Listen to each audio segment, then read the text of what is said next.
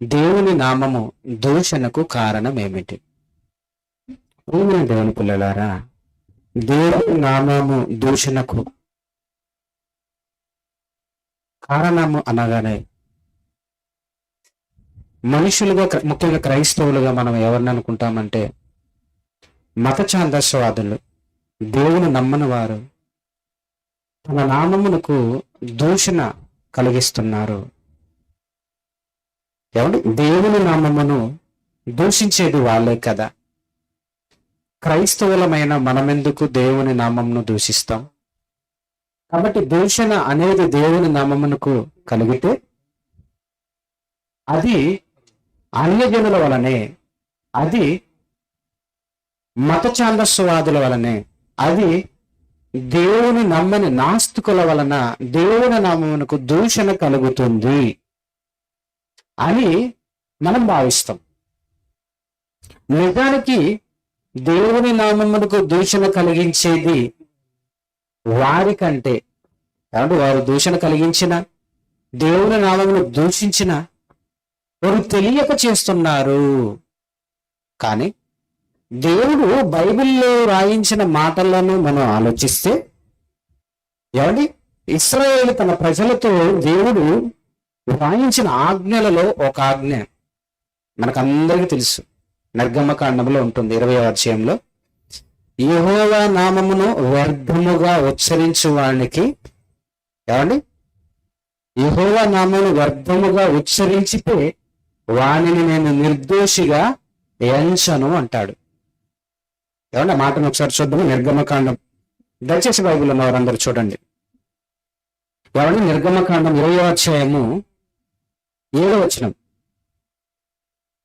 నీ దేవుడైన యెహోవా నామమును వ్యర్థముగా ఉచ్చరింపకూడదు. యెహోవా నామమును వ్యర్థముగా ఉచ్చరింపు వాణిని నిర్దోషిగా ఎంచడు. ఈ మాట ఎవరితో చెప్తున్నాడు దేవుడు? ఏమంటే మోషే గారి ద్వారా. ఏమంటే ధర్మశాస్త్రాన్ని ఇస్తున్నప్పుడు ఆ ధర్మశాస్త్రములో ఒక ఆజ్ఞ, నీ దేవుడిని యెహోవా నామమును వ్యర్థముగా ఉచ్చరించకూడదు. యెహోవా తన నామమును వ్యర్థముగా ఉచ్చరించు వాణిని నిర్దోషిగా ఎంచడు అని ఎవరితో చెప్తున్నాడు? అనేజనులతో చెప్తున్నాడా? నాస్తికులతో చెప్తున్నాడు? ఎవరితో చెప్తున్నాడు? తన బిడ్డలైన, తన పిల్లలుగా భావించిన ఆనాడు ఇశ్రాయేలీలతో దేవుడు చెబుతున్న మాట, ఆజ్ఞగా జారీ చేసిన మాట. అంటే దేవుని నామము వ్యర్థముగా ఉచ్చరించేది, దేవుని నామమునికి ఏమంటే దూషణ కలిగించే విధంగా మాట్లాడేది ఎవరు మాట్లాడతారు అని దేవుని ఉద్దేశంలో రాయించాడు? తన పిల్లలైన వారు మాట్లాడతారని ఆయన ఈ ఆజ్ఞనిచ్చాడు. ఏమండి, మనకు అర్థం కావడానికి ఒక ఎగ్జాంపుల్ నేను చెప్తాను. ఒక తండ్రి పిల్లలను కని పెద్ద చేసి, పిల్లలు పెద్ద అయిన తర్వాత ఆ పిల్లలు తప్పుదారిన నడిస్తే, ఆ పిల్లలు పాపులుగా మారి, ఈ సమాజంలో చీడ పురుగులుగా మారి, ఈ సమాజానికి చెడ్డవారిగా కనిపించి, సమాజాన్ని ఎవరు చేయని చెడు చేస్తున్నప్పుడు ఎవరికి అవమానం తెలుసా? ఆ బిడ్డలు కన్నా తల్లిదండ్రులకు అవమానం. ఎవరు చేయడం వలన? పిల్లలు చేయడం వలన. అంతే తప్ప ఈ తండ్రికి, ఈ పిల్లలు బాగానే ఉన్నారు, కన్న తండ్రి పిల్లలు బాగానే ఉన్నారు, కానీ పక్కింటో పిల్లవాడు చెడుగా ప్రవర్తిస్తే ఎదురింటి తండ్రిని ఎవరైనా నువ్వేంటండి ఇలాంటి కుమారుని కన్నావని ఆయన నామాన్ని ఎవరైనా అవమానిస్తారా? అర్థమవుతుంది అన్నమాట? అర్థమవుతుందా? ఏ ఇంట్లో పిల్లలు తప్పు చేస్తే ఆ ఇంట్లో తండ్రి నామములకు అవమానం. ఏ ఇంట్లో పిల్లలు తప్పు చేస్తే, ఏ ఇంట్లో పిల్లలు అవమానపరిస్తే ఆ పిల్లలు కన్న తండ్రికి అవమానం.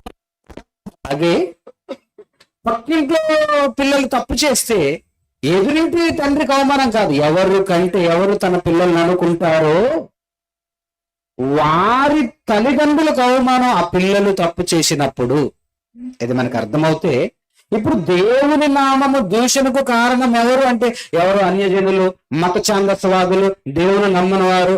ఏదో దేవుని నామమును దూషిస్తే దేవుని నామంకి అవమానం కాదు, దేవుని పిల్లలైన మనమే, క్రైస్తవులమైన మనమే, బాప్తిసం తీసుకున్న మనమే ఆ దేవుని నామమునకి దూషణ కలిగిస్తాం మన ప్రవర్తన ద్వారా. ప్రియమైన దేవుని పిల్లలు ఆలోచించండి. అంటే దేవుని నామములకి దూషణ కలిగించేది ఎవరో మనకి కొంచెం క్లారిటీ వచ్చింది. ఎవరు? మన దేవుడు. బైబిల్లో ఉన్న దేవుని నామములకు దూషణ కలిగించేది ఎవరు? ఆ బైబిల్ని నమ్మి బాప్తిసం తీసుకొని సంఘమునకు అడుగు పెట్టిన వారే తప్పు చేస్తే బైబిల్లో ఉన్న దేవుడు, తండ్రి అయిన దేవునికి, మన కోసం రక్తం కార్చి ప్రాణం పెట్టిన యేసుక్రీస్తుకి, పరిశుద్ధాత్మ దేవుడికి అవమానాన్ని మిగిలిచ్చే వాళ్ళం అవుతాం. కనుక ప్రియమైన దేవుని పిల్లలారా, దేవుని నామమునకు దూషణ కలిగించేది ఎవరు? ఎవరండి? ఎవరైతే దేవుని నమ్మిన పిల్లలు ఉన్నారో, ఎవరైతే బాప్తిసం తీసుకున్నారో వారి వలనే దేవునికి అవమానం, దూషణ కలుగుతుందట. మరి ఎలా కలుగుతుంది? దేవుని నామానికి దూషణ ఎలా కలుగుతుంది? మనం బైబిల్లో ఆలోచించగలిగితే, బైబిల్లో ఒక సందర్భాన్ని మనం చూద్దాం. ఎహెజ్కేలు గ్రంథం 22వ అధ్యాయము 26, 27 వచనాలు చూద్దాం. ఎహెజ్కేలు గ్రంథం ఒకనాడు ఇశ్రాయేలు ప్రజలను ఉద్దేశించి రాయించిన మాటను మనం చూడగలిగితే, ఎహెజ్కేలు గ్రంథం 22వ అధ్యాయము 26వ వచనాన్ని, 27వ వచనాన్ని, 2 వచనాలు చూద్దాం. దయచేసి బైబిల్ ఉన్న వారందరూ తీయండి. దాని యాజకులు నా ధర్మశాస్త్రమును నిరాకరించుదురు, నాకు ప్రతిష్ఠములకు వస్తువులను అపవిత్రపరచుదురు, ప్రతిష్ఠితమైన దానికిని సాధారణమైన దానికిని భేదమెంచరు, పవిత్రమేదో అపవిత్రమేదో తెలుసుకొనుటకు జనులకు నేర్పరు, నేను విధించిన విశ్రాంతి దినములను ఆచరింపరు, వారి మధ్య నేను దూషింపబడుచున్నాను, వారి మధ్య నేను దూషింపబడుచున్నాను అంటున్నాడు. దేవుని నామానికి దూషణ ఎప్పుడండి? దేవుని నామానికి దూషణ ఎప్పుడు? ఒకనాడు ఇశ్రాయేలు ప్రజలు ధర్మశాస్త్రాన్ని నిరాకరించారట. ధర్మశాస్త్రాన్ని నిరాకరించారు. దేవుడు ఏదైతే పవిత్రమైనది, పరిశుద్ధమైనది ధర్మశాస్త్రము దేవుని పిల్లలైన ఇశ్రాయేలుకి ఇచ్చాడో దానిని నిరాకరించారు. అంటే నిరాకరించడం అంటే ఏంటి? దానిలో ఉన్న విధంగా బ్రతకకుండా వారి ఇష్టానుసారంగా బ్రతుకుతున్నారు. కానీ మాకు ధర్మశాస్త్రం, మేము పరిశుద్ధులం, మేము పవిత్రులం, మాకు ధర్మశాస్త్రం ఉందని చెప్పుకుంటున్నారు. అందుకు కదా దేవుని నామం దూషణ. ఏవి ప్రతిష్టమైన వస్తువులు అండ్ ధర్మశాస్త్ర కాలంలో ఏవి ప్రతిష్ఠించిన వస్తువులు ఉన్నాయి, ప్రతిష్టం కాని వస్తువులు ఉన్నాయి. ప్రతిష్ఠించిన బల్లలు ఉన్నాయి, ప్రతిష్ఠించిన రొట్టెలు ఉన్నాయి. ఏవి ప్రతిష్టమైనవో, ఏవి ప్రతిష్ఠించినవో, ఏవి సాధారణమైనవో వీటికి వ్యత్యాసం లేకుండా ఇష్టానుసారంగా ప్రవర్తిస్తున్నారు. పేరుకైతే ఆజ్ఞ ఉంది, పేరుకైతే ధర్మశాస్త్రం ఉంది, దానిని నిరాకరిస్తున్నారు. అందుకే దేవుడు అంటున్నాడు, దేవుడు అంటున్న మాట ఏమంటున్నాడు దేవుడు? వారి మధ్య నేను దూషింపబడుచున్నాను, వారి మధ్య నేను దూషణ పాలవుతున్నాను. నిజమే కాదండి? బైబిల్లో రాయబడిన మాట, వారి మధ్య నేను దూషణ పాలవుతున్నాను. ప్రియమైన దేవుని పిల్లలారా, ఆ రోజు ఇశ్రాయేలీయులండి, మనం కాదంటున్నారా? అయితే మనము కూడా దేవుడు ఇచ్చిన ఈ బైబిల్ను నిరాకరిస్తే, దేవుడు ఇచ్చిన ఈ బైబిల్ ప్రకారం మనం బ్రతకకపోతే, అన్యజనుల మధ్య మన దేవుని నామాన్ని మనం దూషణ పాలు చేస్తాం. అప్పుడప్పుడు చూడండి, క్రైస్తవులు ఎక్కడైనా అబద్ధం ఆడితే మనల్ని చూసి అన్యజనులు ఏమంటారు తెలుసా? మీరు క్రైస్తవులు కదా, మీరు అబద్ధం ఆడరు కదా, ఎట్లా ఆడుతున్నారు అంటారు. వినరా లేదు ఈ మాట?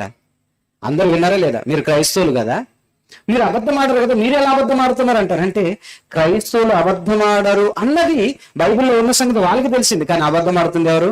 క్రైస్తవులే. ఇప్పుడు మీరు క్రైస్తవులు కదా, అబద్ధం ఆడారు కదా, ఎందుకు అబద్ధం ఆడుతున్నారంటే, అబద్ధం ఆడినవాడు బాగానే ఉన్నాడు, కానీ ఈ అబద్ధం ఆడిన ఈ వ్యక్తి క్రైస్తవుడుగా పిలువబడుతున్నాడు. క్రైస్తవుడు అంటే అంటే క్రీస్తును ధరించుకున్న వ్యక్తి. ఇప్పుడు అవమానం ఎవరికి? క్రీస్తుకి. క్రీస్తుకండి అవమానం. అంటే ఇప్పుడు దేవుని నామం ఎవరి మధ్య, అన్యజనుల మధ్య దూషించబడడానికి కారణం ఎవరు? క్రీస్తును ధరించుకున్న క్రైస్తవులే. 27వ వచనాన్ని కూడా మనం చూడగలిగితే, 27వ వచనం చదవండి. దానిలో అధిపతులను లాభము సంపాదించుకున్నటకై నరహత్య చేయుటలోను, మనుషులను నశింపజేయుటలోను వేటను చీల్చి తోడేళ్ళు వలె ఉన్నారు. ఎవరట అధిపతులు? ఎవరు అధిపతులు? అంటే నాయకులండి. దేవుని సంఘంలో నాయకులు అనేవారు, బోధకులు అనేవారు ఎలా ఉన్నారట? తోడేళ్ల వలె ఉన్నారట. దేవుడు అన్నమాట, నేను కాదండి. లాభము కోసం దేనికోసమట? లాభము కోసం. మనకు తెలుసు కదా, ఈ మధ్యకాలంలో ఒక దైవజనురాలు మనం విన్నాం, నెట్లో చాలాసార్లు చూసాం. ఒక దైవజనురాలు, మీరు దశంభాగం ఇవ్వకపోతే దేవుడు నిన్ను ఆశీర్వదించాలి, నువ్వు దశంభాగం ఇవ్వకపోతే ఈరోజు నువ్వు ఏడ్చి గగ్గులు పెట్టినా, ఏమండి, నువ్వు దశంభాగం ఇవ్వకపోతే, నువ్వు బాత్రూమ్కి వెళ్ళి ఏడ్చినా, ఎక్కడ వెళ్ళి ఏడ్చినా దేవుడు నిన్ను డెవలప్ చేయడు అని డైరెక్ట్గా. ఒకవేళ నీకు అవసరం ఉందా అడుక్కోరాదు, సంఘంతో చెప్పుకోరాదు. సంఘస్థులను డైరెక్ట్గా విభేదించి మాట్లాడి, దేనికోసం? కేవలం డబ్బు కోసం అండి. దానికి దూషించాలని, దానికి విశ్వాసులను ఎంత ఇబ్బందికరంగా మాట్లాడాలా? అది అధిపతుల గురించి, నాయకుల గురించి దేవుడు చెప్పిన మాట. ప్రియమైన దేవుని పిల్లలారా, ఈ అధిపతులు ఎలా కనపడుతున్నారట? తోడేళ్ళు వలే. మరి దేవుని నామం దూషించబడదా? ఏమంటే అధిపతులు మొదలుకొని, దైవ సేవకులు మొదలుకొని, నేడు విశ్వాసుల వరకు మన దేవుని నామానికి అవమానం కలుగుతుందంటే ఆయన చెప్పిన ప్రకారం, ఆయన ధర్మశాస్త్ర ప్రకారం జీవించకపోవడమే కారణం. ఇక బైబిల్ ఒక గొప్ప వ్యక్తి అండి, ఆయనను గురించి దేవుడు అన్నమాట, ఈయన నా ఇష్టానుసారుడైన మనుష్యుడు. ఆయనే దావీదు గారు. ఏమంటే దావీదు గారు బైబిల్లో, ఏమంటే ఆయన కోసం బైబిల్లో యేసుక్రీస్తు పేరు తర్వాత, ఏమండి, ఆ పాత నిబంధనలో అంత గొప్పగా వినిపిస్తుంది. ఈవెన్ యేసుక్రీస్తు కూడా దావీదు కుమారుడుగా పిలువబడ్డాడు. అంత గొప్ప వ్యక్తి ఒక తప్పిదం చేశాడండి. తప్పిదం చేసినప్పుడు దేవుడు మాట్లాడిన, ఆవేదనతో మాట్లాడిన మాట ఒకసారి మనం చూద్దాం బైబిల్లో. సమూయేలు 2వ గ్రంథం 12వ అధ్యాయము, ఏమండి, సమూయేలు 2వ గ్రంథం 12వ అధ్యాయము 9వ వచనాన్ని చూద్దాం. దయచేసి బైబిల్ చూడండి అందరూ, దయచేసి బైబిల్ చూడండి. సరదాగా మనం రాలేదు, దయచేసి బైబిల్ చూడండి. సమూయేలు 2వ గ్రంథం 12వ అధ్యాయము 9వ వచనాన్ని ఒకసారి మనం చూద్దాం. నాకు వినబడలే, మళ్ళీ చదవండి. నీవు యెహోవా మాటను తృణీకరించి ఆయన దృష్టికి చెడుతనము చేసితివేమి? హిత్తీయుడగు ఊరియాను కత్తి చేత చంపించి అతని భార్యను నీకు భార్య అగునట్లుగా నీవు పట్టుకొని ఉన్నావు. అమ్మోనీయుల చేత నీవు అతనిని చంపించితివి. ఈ సందర్భం మనకు అందరికి తెలుసు. ఏమండి, దావీదు గారు, గొర్రెల దొడ్డిలో ఉన్న దావీదు గారిని దేవుడు పిలిచి సింహాసనం మీద కూర్చోబెట్టాడు. కూర్చోబెట్టిన దావీదు గారు రాజైన తర్వాత చాలా మంచిగా ఉన్నాడు, చాలా గొప్పగా బ్రతికాడు. ఆయన గురించి దేవుడు అన్నమాట, ఈయన నా ఇష్టానుసారుడైన మనుష్యుడు, నా ఉద్దేశములన్నీ నెరవేర్చును అన్నాడు. అంత గొప్ప దావీదు ఒకానొక రోజు, ఏమండి, చిన్న ఆశపడి తప్పు చేశాడు. ఏమంటే మిద్దె మీదకి ఎక్కాడట, యుద్ధం జరగకపోతే. యుద్ధానికి వెళ్లకుండా ఇంట్లో ఉండి మిద్దె మీదకి ఎక్కాడట. రాజు ఉండి మిద్దె మీదకి ఎక్కి పైనుండి చూస్తుంటే క్రింద ఉన్న ఒక స్త్రీ స్నానం చేస్తుంటే చూశాడట, ఆశపడ్డాడు, రప్పించాడు. రాజు కదండి, రప్పించాడు. బలవంతంగా ఆవిడ్ని భార్యగా చేసుకున్నాడు. అడ్డు ఉన్న భర్తను కూడా చంపించాడు. ఇదంతా దేవుడు చూస్తున్నాడు, ఇదంతా దేవుడు చూస్తున్నాడు. దేవుడు ఎలాంటి వాడంటే, మనం తప్పు చేస్తున్నా వచ్చి ఆపడు. మనం తప్పు చేస్తుంటే ఏం చేస్తున్నావు అని మధ్యలో రాడు. దేవుడు చూస్తా ఉంటాడు. ఎందుకంటే మధ్యలో ఆపాడు అనుకో, నువ్వు అప్పుడు ఏమంటావు?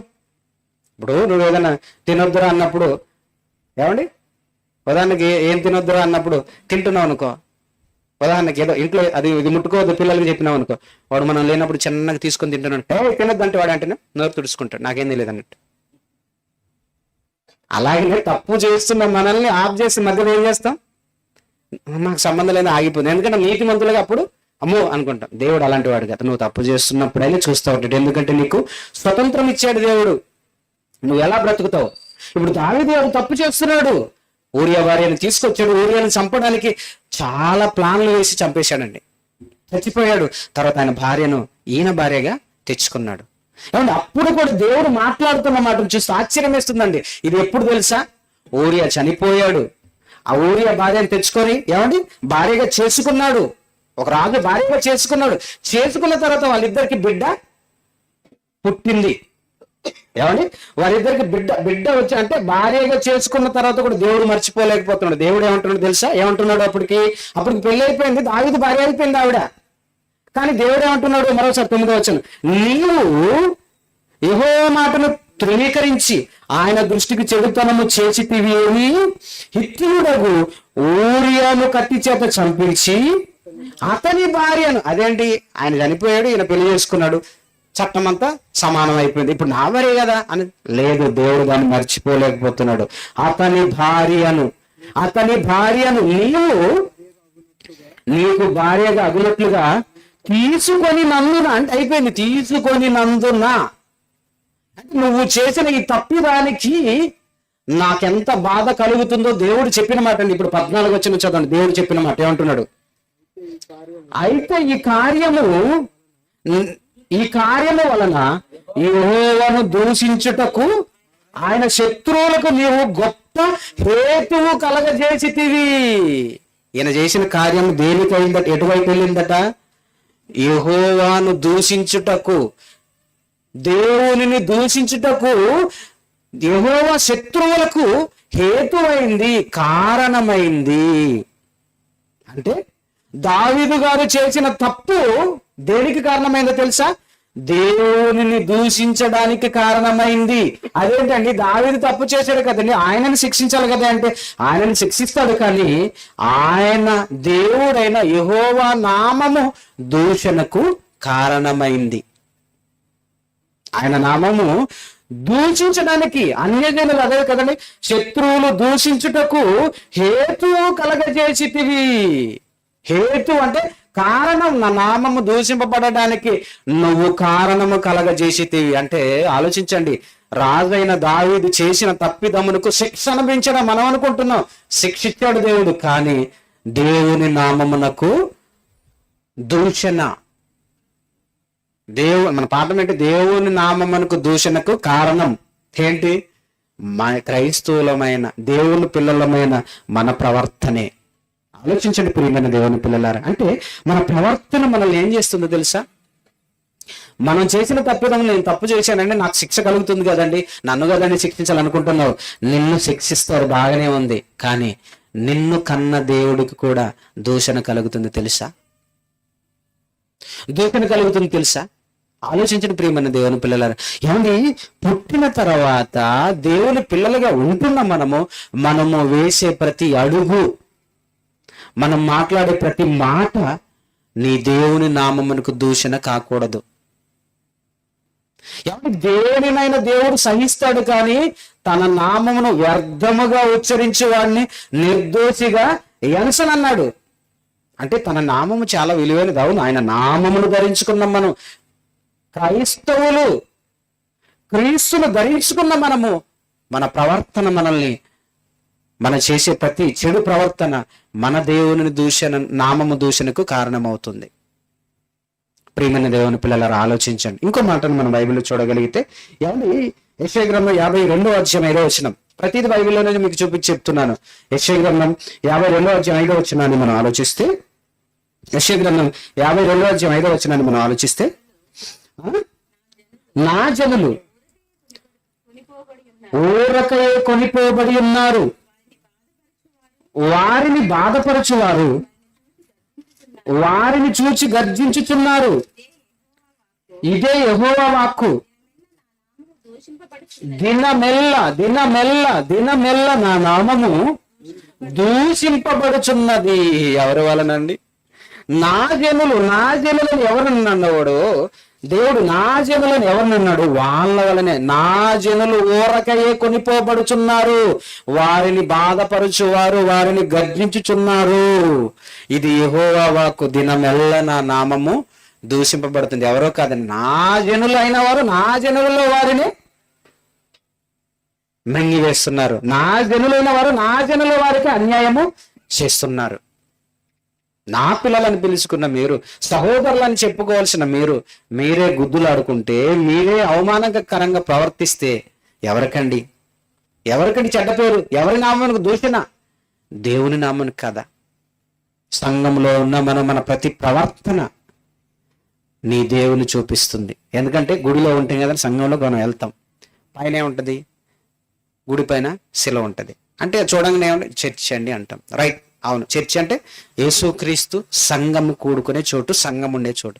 ఇప్పుడు పైన శిలువ ఉంది, కింద కొట్టుకుంటున్నారు అనుకో, ఎవరైనా కొట్టుకుంటున్నారు, వాళ్ళ మంచోళ్ళు కదా అంటారు చూసేవాళ్ళు దూరం నుండి. ఎవరు కొట్టుకున్నారంటారు తెలుసా? క్రైస్తవులు కొట్టుకున్నారండి అంటారు. అదేంటండి, కొట్టుకుంది క్రైస్తవుడు కాదు అని మనం చెప్పలేము. ఎందుకంటే క్రీస్తు నమ్ముకున్నావు కదా, కొట్టుకుంది పలానా రామయ్య పలానా భీమయ్య అని చెప్తారండి ఎవరైనా? కొట్టుకుంది రామయ్య భీమయ్యే. బాప్టిజం తీసుకొని ఈ రామయ్య దానియేలు అయ్యాడు, బాప్టిజం తీసుకొని ఇంకో అతను దావీదు అయ్యాడు. ఇప్పుడు దావీదు గారు దానియేలు గారు కొట్టుకుంటున్నారు. నిజం, బైబిల్లో దావీదు గారు దానియేలు గారు కొట్టుకున్నారండి, వాళ్ళు మంచి వాళ్ళండి. పేరేమో దావీదు గారు దానియేలు గారు, కానీ కొట్టుకుంటుంది ఎవరు తెలుసా? క్రైస్తవులు కొట్టుకుంటున్నారండి అంటారు. అంతెందుకండి, ఈ సమాజం ఎలాంటిదంటే క్రైస్తవులు కొట్టుకోవట్లేదండి, ఒక అన్యజనులు చర్చి ముందు వచ్చి కొట్టుకుంటున్నారు. అప్పుడు దూరం నుండి చూసిన వాళ్ళు ఏమంటారు? చర్చి ముందు ఇద్దరు కొట్టుకుంటున్నారంటే చర్చి ముందు ఎవరు ఉంటారు? క్రైస్తవులు ఉంటారు, వాళ్ళేనండి అంటారు. అసలు చూడకపోయినా నింద వేసే లోకం ఇది, నిజం కాకపోయినా. అలాంటిది దేవుని పిల్లలమైన మనము మన ప్రవర్తన బాగలేకపోతే ఎలాగండి? మన ప్రవర్తనే చాలా ముఖ్యం. రోజు క్లాసులకు వస్తున్నాం, రోజు సంఘానికి వస్తున్నాం, రోజు దేవుని మాటలు వింటున్నాం. మనలో ఏదైనా తేడా జరిగిందా? నిన్ను కాదు అవమానించేది, నీవు నమ్మిన ప్రభువుని. మన మహాత్మా గాంధీ ఏమన్నారో తెలుసా? యేసుక్రీస్తు అంటే చాలా ఇష్టమటండి మహాత్మా గాంధీకి. ఆయన ఆత్మకథలో రాసుకున్నాడు, యేసుక్రీస్తు వారంటే అపారమైన విశ్వాసం, యేసుక్రీస్తు అంటే చాలా ఇష్టమట మహాత్మా గాంధీకి. కానీ ఆయన ఒక మాట అన్నాడు తెలుసా? యేసు చాలా మంచోడండి, యేసును నమ్మిన క్రైస్తవులు మంచోళ్ళు కాదండి అన్నాడు ఆయన. ఎవరు? మన గాంధీ గారు. యేసును నమ్మిన క్రైస్తవులు మంచివాళ్ళు కాదు. అదేంటి? యేసేమో మంచోడు, ప్రాణం పెట్టాడు. మరి యేసును నమ్మిన క్రైస్తవులు మంచోళ్ళు ఎందుకు కాకపోతున్నారు అంటే, యేసుక్రీస్తు ప్రాణం పెడితే ఈ క్రైస్తవులు ప్రాణాలు తీస్తున్నారు. అది లెక్క. ప్రియమైన దేవుని పిల్లలారా, మన ప్రభువు నామము దూషణకు కారణం మనమే.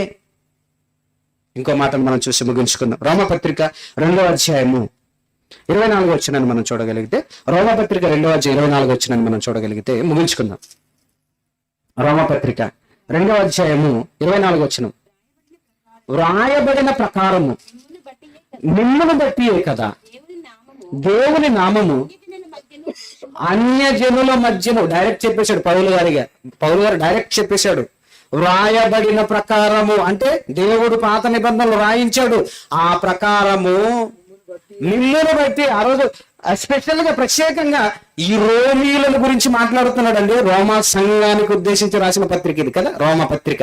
అపోస్తుడైన పౌలు గారు రోమీయులకు రాస్తున్న ఈ పత్రికలో వ్రాయబడిన ప్రకారం ఆల్రెడీగా దేవుడు రాశాడు.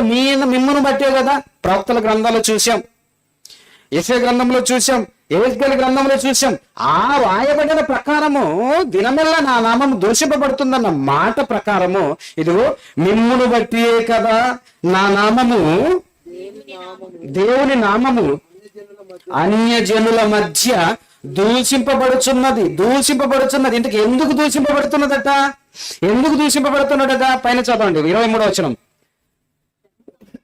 ధర్మశాస్త్రమందు అతిశయించుతున్న నీవు ధర్మశాస్త్రము మీరుట వలన దేవుని అవమానపరచెదవా? అంటే ధర్మశాస్త్రము కలిగిన నీవు, ఈరోజు బైబిల్ కలిగిన మనము ఈ బైబిల్లో మీరడం అంటే బైబిల్లో లేనిది చేయడం వలన, ఏమండి బైబిల్లో లేనిది చేయడం వలన దేవుని నామమునికి అవమానం అట. ఏమండి బైబిల్లో లేనిది చేయడం వలన దేవుని నామానికి అవమానం ఎలా వస్తుంది? అదేంటండి, బైబిల్లో లేని చేయలేదు, నేను చేయకపోతే వేరేదో చేశాను, దానికి అవమానం ఎలా వస్తుందండి? మీకు అర్థం కాలేదు ఒక విషయం. బైబిల్లో ఉన్నది చేయకపోతే దేవుని నామానికి అవమానం ఎలా వస్తుందో తెలుసా? ఒకటి చెప్పమంటారా? బైబిల్లో ఉన్నది మంచిది, బైబిల్లో లేనిది పాపం. ఖచ్చితంగా బైబిల్ చెప్పింది. బైబిల్లో లేనిది మంచిది, బైబిల్ దాటి నువ్వేం చేసావా అది పాపం దేవుని దృష్టిలో. ఎలా అంటారా? బైబిల్లో ఒక మాట ఉంది. ఏమండి బైబిల్ బట్టి మనం చెప్పే ఒక మాట, బైబిల్లో లేని మంచి బయట సమాజంలో మంచి ఏముంది చెప్పు. మన ఆత్మీయ తండ్రి గారు ఈ సమాజానికి వేసిన సవాల్, బైబిల్లో లేని మంచి బయట ఏముందో ఒక్కటి చూపించన్నాడు ప్రపంచానికి. ఈరోజు నువ్వు బయట మంచి చూపిస్తే చెప్తున్నావు, ఇది మంచిదని చెప్తున్నావు, అది బైబిల్లో ఉంది. బయట మంచి ఏది ఉత్తమమైనది చెప్తున్నావా, అది బైబిల్లో ఉంది. బైబిల్లో లేని మంచి బయట లేదని సవాలుతో చెప్పాడు ఒకనాడు యేసుక్రీస్తు వారు కూడా. కనుక ప్రియమైన దేవుని పిల్లలారా, అంటే బైబిల్ మనం మీరుతున్నామంటే, బైబిల్లో లేని మనం చేస్తున్నామంటే, అంటే బైబిల్ చెప్పింది మనం చేయట్లేదు అనుకో, మనం పాపం చేస్తున్నట్టు. అందుకే ఆయన నామం అన్యజనుల మధ్య దూషింపబడుతుంది కేవలం మన వలన. వద్దండి, మనల కన్న తండ్రి అయిన దేవుడు నామం అవమానపరచబడితే ఆయనకి మనం బిడ్డలము కాము. ఆయనకు మనం బిడ్డలము కాము. అలా కాని ఒకనాడు ఇశ్రాయేలు జనాంగం దేవునికి, యేసుక్రీస్తుకు భిన్నంగా మాట్లాడుతూ ధర్మశాస్త్రాన్ని పూర్తిగా పాటించకుండా ధర్మశాస్త్రానికి భిన్నంగా బ్రతికిన వారి గురించి యేసుక్రీస్తు అన్నమాట ఏంటో తెలుసా? మీరు దేవుడికి పుట్టారు కానీ ఆ దేవుడి లక్షణాలు మీలో లేవు. మీరు మీ తండ్రియగు అపవాది సంబంధులు, వాడి దురాశలు నెరవేర్చగోరుచున్నాడు అంటాడు యోహాను సువార్త 8:44. మీరు మీ తండ్రియగు అపవాది సంబంధులు, వాని దురాశలు. అంటే అదేంటండి, దేవుడికే కదండి పుట్టాం, భూమి మీద మనుషులందరూ దేవుడికి పుట్టారు కదా. మరి మీరు మీ తండ్రి యొక్క అపవాది అంటే, మీ తండ్రి సైతాన్ అంటున్నాడండి, మీ తండ్రి అపవాది యేసుక్రీస్తు అంటున్నాడేంటి? దేవుడికి పుట్టిన దయ్యం పిల్లలుగా మారిపోయారు. దేవుడికి పుట్టిన దయ్యపు లక్షణాలు మనిషిలో వచ్చాయి. అందుకనే మీరు మీ తండ్రి అపవాది, మీ తండ్రి అపవాది. ఎవరన్నారు ఈ మాట? స్వయం యేసుక్రీస్తు వారే. మన తండ్రి అయిన దేవుడు పరలోకంలో ఉన్నాడని చెప్పిన యేసుక్రీస్తు వారే వారిని ఉద్దేశించి మీ తండ్రి యొక్క అపవాది సంబంధులు. కనుక మీ తండ్రి అయిన అపవాది సంబంధుల దురాశలు నెరవేర్చుకోరుచున్నారు కాబట్టి మీరు ఆ దేవునికి పిల్లలు కాదు. కానీ ఆ దేవునికి పిల్లలుగా మారిన మనమే దేవుని నామానికి అవమానమునకి కారణం మనమే అవుతున్నామేమో. ఆలోచించండి. వాక్యానికి, బైబిల్కి భిన్నంగా మనం ప్రవర్తించిన నాడు ఖచ్చితంగా దేవుని నామానికి అవమానం కలిగించేవారమే. ఒకడికి కలిగి విస్తరించటం అని జీవమునికి మూలము కాదు. ధనము ఇక్కడ మీరు పోగు చేసుకోవద్దన్నాడు యేసుక్రీస్తు వారు. ఇక్కడ చిమ్మటయ్య తుప్పు పట్టును దొంగలు కన్నం వేదురు అన్నారు. మనం ధనం సంపాదిస్తున్నాం అనుకుందాం, అప్పుడు మనం వాక్యానికి భిన్నంగా ప్రవర్తిస్తున్నట్టే. అదేంటండి, మీరే డబ్బు వద్దంటారు, మీరే డబ్బు కోసం ఎన్ని గడ్డి తింటున్నారండి అని ఈ సమాజం అంటదా అన్నదా? దేవుని నామం మన వలనే దూషణకు కారణమవుతుంది. ఆలోచించండి. కనుక దేవుని నామ దూషణకు కారణం బయట వాళ్ళు ఎవరు కాదండి, దేవుని పిల్లలు చేసిన తప్పిదానికే దేవుని నామానికి దూషణ. పక్కింటోడు పిల్లవాడు తప్పు చేస్తే నీ ఇంట్లో తండ్రికి అవమానం కలగదు. ఎందుకంటే వాడు నీ పిల్లవాడు కాదు. ఇప్పుడు దేవుని నామానికి దూషణ కలుగుతుందంటే దేవుని నమ్మిన పిల్లల వలనే దూషణ. కనుక ఆ దూషణకు కారణం మనం కాకూడదని కోరుకుంటూ ఈ మాటలు నేను ముగిస్తున్నాను. ప్రార్థన చేసుకుంది.